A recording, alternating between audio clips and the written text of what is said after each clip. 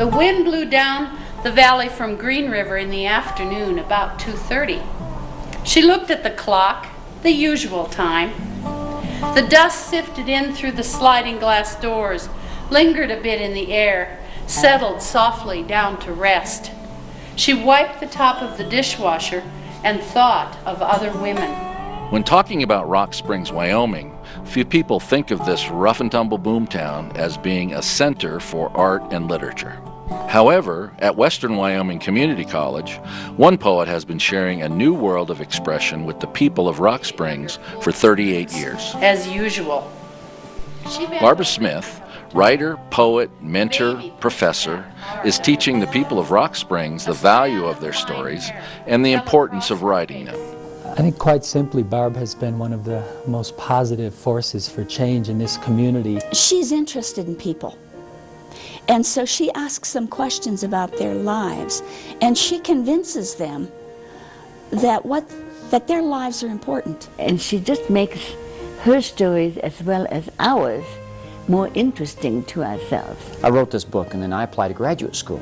And my graduate school committee asked for an example of writing. They opened up the book to Barbara's poem, and I got into my doctoral program because of Barbara. And so I owe her everything. She's a great person, you know. I don't want to give her any kickback or any money, but she's a good person. There isn't one story in this state. There's all these stories, and so if people can be encouraged to write these stories, all those voices can be heard. I still think there are communities of voices that we haven't heard enough of yet. And one of my students, Liesl Scheinberg, has had a story archived in the National Holocaust Museum. I can remember my dad and Mr. Frank shaking hands like men do, you know. And it still brings tears to my eyes. It was a very emotional thing. They were good, kind people. So over the years, because the word Holocaust is so encompassing, that I have gone ahead and taken stories of individuals that I have come across and written their stories. Right now I'm in the process of writing my memoirs, and I have been told by Barbara if I don't finish this by spring, I'm going to be 79, if not now, when. She's going to do dire things to me in the spring if I don't finish this.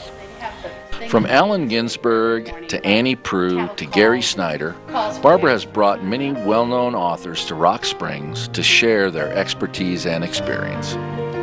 We didn't have much money in those days to bring writers in, and so it was a collaboration. And so the English department puts on a potluck dinner at my house, and there's Allen Ginsberg sitting at my kitchen table with one of my twins in a high chair on one side and one of them in a high chair on the other side, and he's talking away to these people and babies, and it's just not the sort of thing you think of with Allen Ginsberg, you know, but he had a wonderful time. And he called up his friend Gary Snyder and said, "Yeah, come out here to Rock Springs. I sold more books here than I did in New York City." In addition to teaching writing, Barbara is herself a poet and author featured in many different books and publications. Back then, when the wind blew, what did they dust? The shelf on the side that served as a cupboard? The handmade table? The dirt floor? What did they dust, those women? You know, at least I'm leaving something of myself behind in that way. And I think that's the whole thing about memoir writing. It's what you leave behind for others. And that's exactly the role of the arts and the people who support the arts in these communities, I think, is to get those voices down and to give people confidence. While some people try to tell the story of Western people, Barbara is teaching Western people to tell their own stories.